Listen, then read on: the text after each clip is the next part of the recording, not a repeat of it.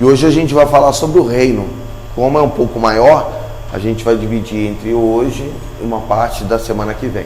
A gente vai tentar ver o reino de Deus, tanto no Antigo Testamento, qual era a concepção que eles tinham de reino, como que essa visão ela foi progredindo até chegar no aspecto de Jesus. A gente tem aquela lacuna de 400 anos e o reino ele era físico, político, tinha um ambiente geográfico no Antigo Testamento. Quando a gente chega no Novo Testamento, já não tem mais isso.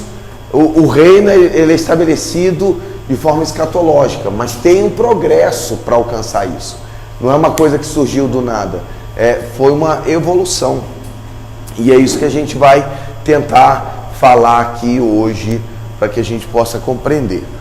O texto, Êxodo 19, 5 ao 6, diz assim: agora, pois, se diligentemente ouvirdes a minha voz e guardardes a minha aliança, então sereis a minha propriedade peculiar dentre todos os povos, porque toda a terra é minha.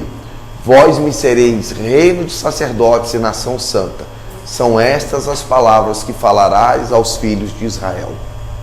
O texto bíblico ele estabelece como aquele povo faz parte do reino e eles são uma manifestação clara do reino de Deus. E ele diz: vocês me serão um reino de sacerdotes. Por que que ele fala isso? Porque a semana passada a gente falou do id. Para Israel não era o id, era o vinde. As nações deveriam vir a Israel, eles deveriam ir até Israel. Qual era o objetivo? Deus dá uma lei, a lei perfeita, santa, e essa lei perfeita ia trazer as bênçãos de Deus sobre a nação. E a partir desse momento que essas bênçãos de Deus estão sendo manifestas sobre a nação, a ideia era que as outras nações vissem aquilo e eles apontariam por que que eles eram tão abençoados, por que que eles desfrutavam daquela bênção. Aí eles apontariam: é o nosso Deus, é a lei dele. Às vezes a gente confunde e tem pessoas que dizem assim: não, Israel escolheu um rei, queria ser igual às nações vizinhas. Na realidade era um projeto de Deus estabelecer um rei. Já tinha esse projeto, tanto que na lei dizia que o rei, quando se assentasse ao trono, deveria ter uma cópia da lei para que ele pudesse dirigir a nação segundo a lei e a vontade de Deus. Então a lei já estabelecia que quando houvesse um rei, a lei seria estabelecida. Então não é uma coisa que surge do nada e diz assim: agora é a nação que é o rei. Não, já era um projeto de Deus, só que não era naquele tempo. Ele estava preparando para que viesse um rei segundo o coração dele. Quando a gente olha reino, a gente deve pensar que o reino ele é mais abrangente do que Israel e do que a igreja. Depois a gente vai falar isso melhor. O reino não é estabelecido, seja por Israel ou apenas pela igreja, é o conjunto de ambos e até outros que eu quero colocar depois. O que é o reino de Deus? É uma pergunta muito pertinente para nós. O que significa essa expressão? Quando a gente fala de reino, quando você imagina no rei, o que você pensa? Eu sei que a gente nasceu numa cultura democrática e a gente não tem uma ideia de rei. O pastor Miles, ele falava muito sobre reino, né? Ele morreu, mas tem muitos escritos dele. Ele fala que numa monarquia quem decide é o rei que manda. Não precisa de uma lei, ainda que deva ter a lei. Mas ele diz que quando o rei decidia, a decisão do rei era, na realidade, a lei. Então, o rei que estabelecia. Então, quando a gente diz assim, o que é um reino? A ênfase do reino não é apenas o ambiente, mas é o rei que está reinando nesse reino. É o rei que está estabelecido. E o pastor Miles dizia assim: se você quer fazer uma caça dentro de uma monarquia, você tem que pedir autorização ao rei. Então, se o rei te permitir que você caça, você pode caçar, porque tudo é dele. Tudo é uma ênfase nele. E isso é significativo para a gente, porque a ênfase do reino é que haveria um rei. E esse rei governa e governaria de forma eterna. O reino dele não tem fim, diz Isaías. Então esse reino, ele deve ser pautado para nós pelas Escrituras. Por isso que a gente vai falar tanto no Antigo quanto no Novo Testamento a respeito do reino. O que significa? O reino de Deus no Antigo Testamento. Vós me sereis reino de sacerdotes e nação santa. São essas as palavras que falará aos filhos de Israel. O que tinha de ênfase no reino do Antigo Testamento? Era um ambiente físico. Então, na realidade, quando falava de um reino, eles entendiam que existia uma geografia, né? Um ambiente físico que era estabelecido. Tanto que Israel, ao conquistar a terra, eles conquistam uma parte e depois a ideia é que eles progredissem conquistando. E a maior abrangência das conquistas da terra aconteceu no reinado de Davi. O maior conquistador de terras de ampliação geográfica de Israel foi Davi. Então, no Antigo Testamento, a ideia de um reino existia um ambiente físico. Então, conquistar terras era ampliar o reino. Tinha os limites geográficos e Deus estabelece, né, a região que ele daria. O governo, ele era político, estatal. O governo era uma teocracia. Deus governava e ele estabelecia um líder e ele que governava a partir de um líder. Então, o rei, ele não governava para si mesmo, ele tinha que cumprir aquilo que a lei estabelecia. O que Deus estabelecia era um governo teocrático. Deus estabeleceu um reino de sacerdotes. Quando Jesus entra, quando ele está entrando em Jerusalém, que eles pegam as folhas, os mantos são esticados, né? Jesus, ao invés de ir para o palácio, ele não está dizendo, Hosana, bendito aquele que vem em nome do Senhor. Jesus não vai para o palácio. Jesus, ele vai para onde? Quem lembra do texto? Ele vai para o templo. Entende? Por quê? Porque não é o reino estabelecido político. Se ele fosse estabelecer um reino político, ele tinha que ir para o palácio. Porque ele diz, o meu reino não é deste mundo. Não é estabelecido com ambiente físico, limites geográficos, um governo político. É, na realidade, um governo espiritual. Então, no Novo Testamento, já aquilo que era prefigurado no Antigo Testamento, já se alcança um ápice no Novo Testamento, que é o reino sendo estabelecido. No Novo Testamento, o termo grego é basileia. Um reino não é um reino geográfico, mas é um domínio, é uma esfera. A gente usa muito hoje o termo atmosfera, né? Então, era uma esfera de ação. O reino se manifestava através da monarquia e o domínio e governo de Deus através de um rei. No Antigo Oriente tinha uma configuração dos reis terem um aspecto de divindade. Lembra isso em Êxodo? Quando Moisés está lá confrontando o faraó, ali não é uma batalha apenas de dois povos, ali é uma batalha de deuses. Porque o reino era apenas um ambiente físico onde existia um rei que governava. Então, quando um povo perdia a batalha, quer dizer que aquele Deus foi vencido pelo Deus daquela outra nação. Nunca foi apresentado assim dentro do contexto de Israel. Porque até mesmo a ida já havia sido prefigurado. Se eles desobedecessem, Deus então levantaria nações para serem vara contra o povo. Então, na realidade, Deus estabelece, não é um Deus que está vencendo o Deus Todo-Poderoso. É, na realidade, o Deus Todo-Poderoso que está permitindo que outras nações vençam para que Deus possa disciplinar o seu povo, para que eles tornem ao Senhor. Então, os reis, as guerras eram essas batalhas de deuses. Então, o reino terrestre era apenas uma manifestação daquilo que acontecia no reino espiritual. Davi foi o maior conquistador, então a maior abrangência de terra foi no tempo de Davi. Então o reino era ampliado através de conquista de terra, tanto que no Novo Testamento o Messias era filho de Davi. E essa configuração do reino político era muito forte neles. Tanto que Jesus está ascendendo aos céus. E os discípulos, aqueles que estavam ali com a revelação já do Novo Testamento, estão perguntando: Senhor, quando é que restaurarás o reino a Israel? Eles ainda tinham o reino político como ênfase. Eles então esperavam isso. Javé era o reino de Israel, era o rei de Israel.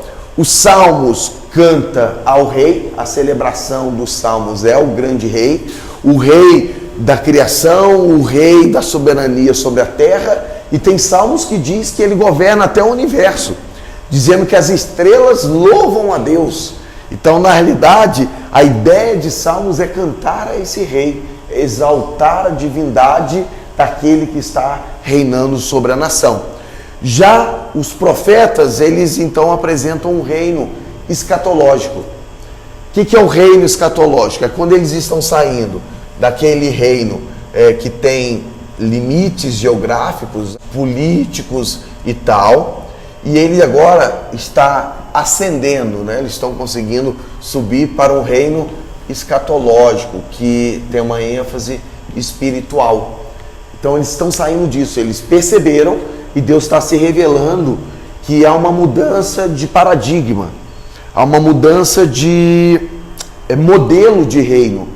Não que Deus estava perdendo a autoridade, mas na realidade a autoridade de Deus estava sendo ampliada, porque aquilo que era apenas local, agora se manifestaria sobre todo mundo. Todo lugar, na realidade, era o lugar onde Deus reinaria. Todo lugar está debaixo da autoridade de Deus. Então, quando a gente fala dos Salmos, a gente está falando das ênfases de louvor e adoração ao grande rei, o rei que criou, o Deus que manifesta o governo dele sobre todas as coisas e até do universo.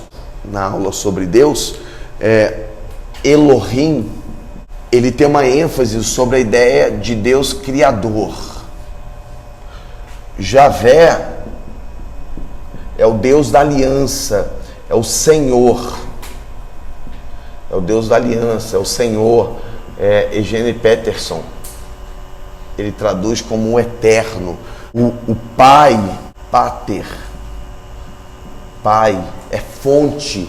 Então, quando você fala, geralmente o texto, quando diz assim, Elohim, está dando uma ênfase sobre a ideia de Deus como criador. A partir dele as coisas existem. Quando fala Javé, já tem uma ênfase sobre uma aliança. Nós somos criaturas dele, mas ao mesmo tempo ele se revela e vai nos fazer povo santo dele, escolhido para ele. Aí o Pai é a fonte, então a gente existe a partir de uma fonte. Então cada revelação de um nome de Deus tem uma maneira que Deus quer se expressar ao seu povo. Depois a gente vai falar, tanto que aí Javé, Chamar, Jeová, Rafá. Então, a partir da aliança, é o Deus que cura, é o Deus que nos protege, é o Deus que nos guarda, Jeová Jireu, o Deus que provê. Quem está na aliança tem a revelação do Deus da aliança a partir daquilo que ele supre para aqueles que estão debaixo da aliança. Isaías, ele já então diz que esse reino, se nos profetas o reino é escatológico, espiritual, Isaías diz que já é um reino de paz. Que no Novo Testamento acontece de uma forma bem interessante, quando Jesus é prefigurado em Isaías, né? Porque o menino nos nasceu, um filho se nos deu, o governo, o reino, o governo está sobre os seus ombros e o seu nome será Maravilhoso Conselheiro, Deus Forte, Pai da Eternidade, Príncipe da Paz. É um reinado de paz, que no Novo Testamento, Paulo em Gálatas, ele diz que na plenitude dos tempos, Deus enviou o seu Filho. E a ideia de plenitude dos tempos é num momento específico, histórico do mundo. Deus usou a Síria, Deus usou a Babilônia, Deus usou os gregos, e a cultura grega foi expandida sobre toda a terra, uma língua universal, para que a Bíblia fosse traduzida na língua universal, para que alcançasse todo mundo, e depois o Império Romano, que também foi um instrumento de Deus, onde foi estabelecido a paz romana sobre todo aquele império, e o trânsito dos cristãos dentro da configuração do que Deus tinha era livre, existia uma paz, uma segurança para que o evangelho fosse pregado. Tudo dentro de uma configuração do reino de Deus que dominava, que regia, ainda que nações, povos, impérios, mas existia um domínio perfeito de Deus que usa Paulo no tempo específico de Deus. Aí os profetas já estão entendendo, porque agora já tem a questão do cativeiro, Israel a nação estava dividida, Israel, reino do norte, e Judá, reino do sul, 2 governos, os assírios já estão tomando agora Samaria, a parte de Judá, que ainda está prorrogando o cativeiro babilônico que viria depois. Então eles já estão entendendo aquele mover de descentralização de governo, de política, que o domínio de outras nações, porque quando você é dominado por uma nação, você perde a sua esfera política de domínio na sua terra. É o que acontecia já no Novo Testamento, né? Quando um romano queria pedir um judeu que era um escravo, na mentalidade deles, para levar uma milha, eles falavam e tinham que obedecer, porque era a lei romana. Então eles perdiam a liberdade que eles tinham nesse aspecto. Então eles precisavam agora se submeter a uma outra lei. Mas não era a lei de Deus que regia, que governava? Então na realidade eles não têm mais um ambiente onde a lei poderia ser aplicada. Se eles não têm mais isso, eles têm que entender, eles começam a perceber que Deus não perde o domínio, ele não deixa de ser o soberano, ele continua regendo. Então essa maneira dele governar não é mais apenas a maneira dentro de uma esfera política e geográfica. Ele está governando agora, mas está mudando o paradigma desse governo dele. E o próprio Isaías que alimenta, né, esse reinado de paz, de vida que viria a partir do reino de Deus, mesmo eles não estando mais dentro da sua própria terra. Eles conseguiam ou eles desfrutariam desse reino de Deus independente do lugar aonde eles estavam. Jeremias, ele também estabelece a ideia do reino, mas ele traz uma configuração interessantíssima, que é a ideia de uma nova aliança e de corações transformados. Eu gosto muito desse texto. Eis aí vem dias, diz o Senhor, em que firmarei nova aliança com a casa de Israel e com a casa de Judá. Não conforme a aliança que fiz com os seus pais, no dia em que tomei pela mão para os tirar da terra do Egito, porquanto eles anularam a minha aliança, não obstante eu os haver desposado, diz o Senhor. Porque esta é a aliança que firmarei com a casa de Israel. Depois daqueles dias, diz o Senhor, na mente lhes imprimirei as minhas leis, também no coração, aliás, escreverei. Eu serei o seu Deus e eles serão o meu povo. Era o reino de sacerdote, mas eles anularam a aliança. A partir disso, Deus então diz assim: eu vou firmar uma aliança nova. Não desconsiderei ter uma aliança, eu vou fazer uma aliança nova. E é interessante que essa aliança diz que na mente lhes imprimirei as minhas leis e também no coração as escreverei. Eu serei o seu Deus e eles serão o meu povo. A mente será transformada, a lei vai ser colocada e eles vão receber um coração novo. Ezequiel 36, verso 25. Então aspergirei a água pura sobre vós e ficareis purificados. De todas as vossas imundícias e de todos os vossos ídolos vos purificarei. Dar-vos-ei coração novo e porei dentro de vós espírito novo. Tirarei de vós o coração de pedra e vos darei coração de carne. Água, purificação. Aí ele diz que vai dar um coração novo. É regeneração. E vai colocar leis, né? Lembra que eu falei que a salvação, justificação, regeneração e santificação? Olha que interessante. Água, purificação, que é o conceito de separar, ser limpo para agora viver em Deus. Um coração novo é regeneração, que é apontado no Novo Testamento. A aliança era simbolizado pela a circuncisão. Aí ele diz: olha, o que vai ser circuncidado em vocês agora? O coração.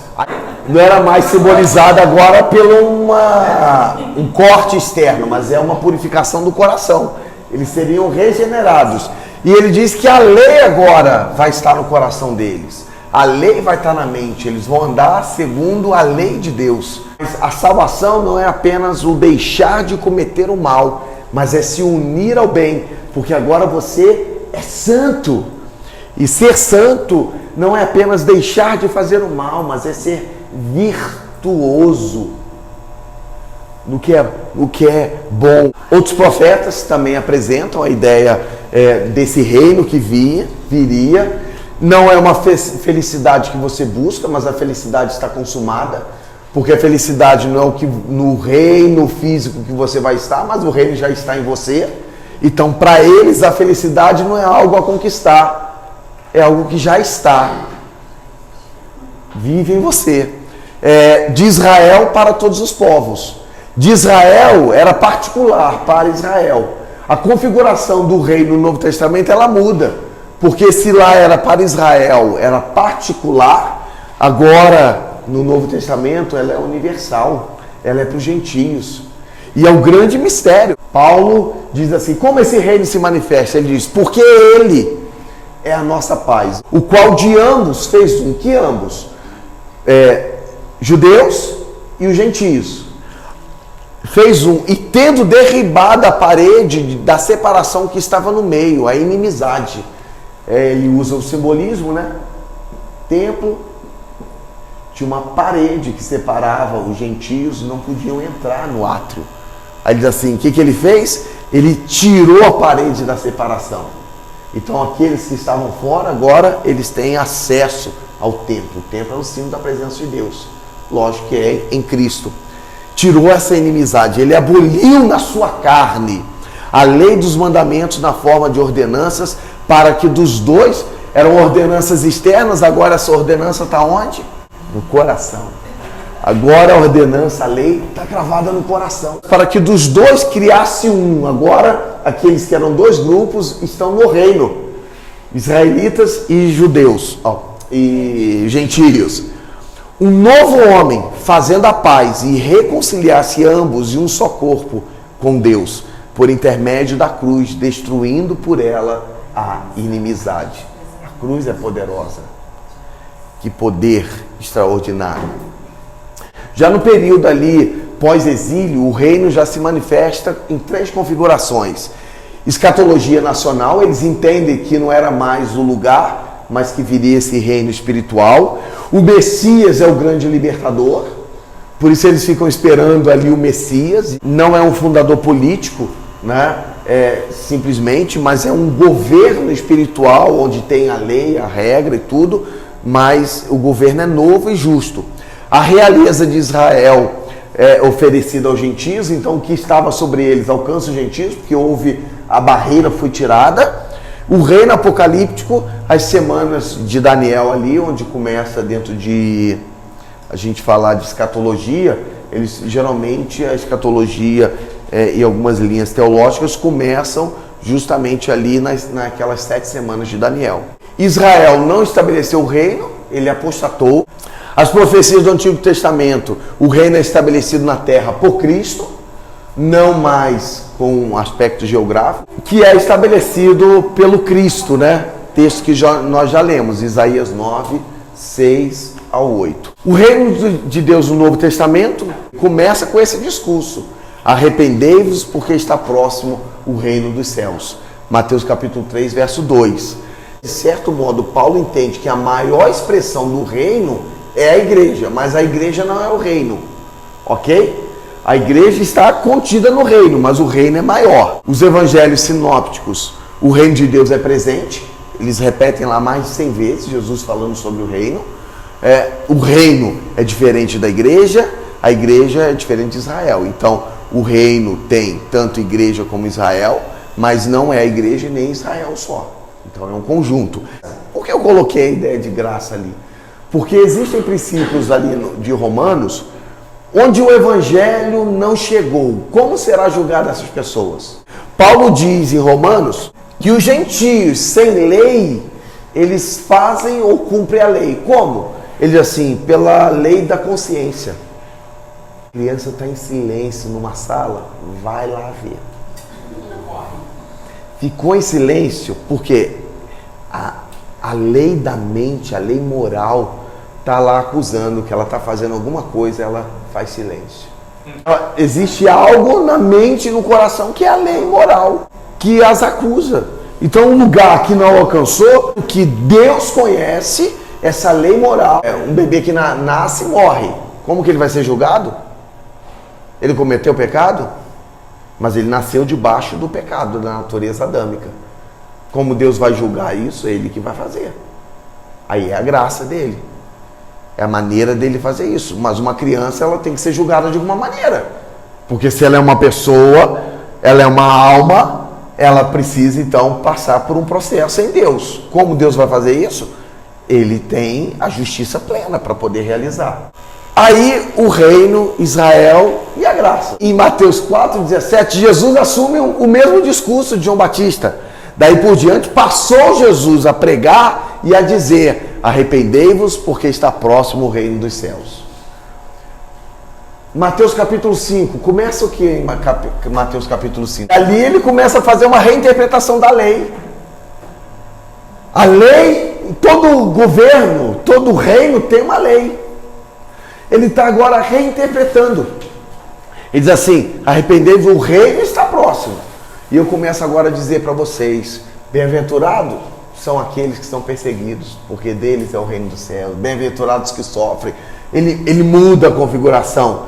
Ele começa a reinterpretar a lei. Ele não está botando uma lei nova. Ele está dizendo: vocês interpretaram errado. Por quê? Porque o que eles tinham de reino no Antigo Testamento, focado em Israel, agora no Novo Testamento ele é escatológico.